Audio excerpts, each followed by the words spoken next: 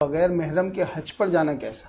بغیر محرم کے حج پر جانا کہ جس کے لیے مسافت سفر ہے، جیسے آپ پاکستان سے کوئی جاتا ہے تو بغیر محرم کے سفر کرنا ناجائز ہے، وہ سفر حج کا ہو یا عمرے کا ہو یا کوئی اور سفر ہو۔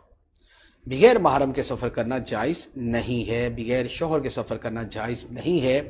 احادیث مبارکہ میں بڑی شدت اور بڑی وضاحت کے ساتھ بیان فرما دیا۔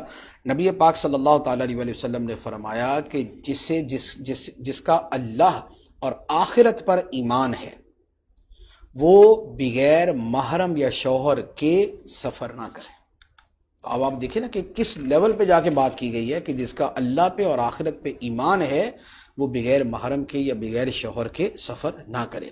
اور اسی طرح علماء نے لکھا ہے، اعلیٰ حضرت علیہ الرحمٰ نے بھی لکھا ہے کہ جو یوں بغیر محرم کے بغیر شوہر کے یوں سفر کرتی ہے تو قدم قدم پہ فرشتے اس پہ لعنت کرتے ہیں۔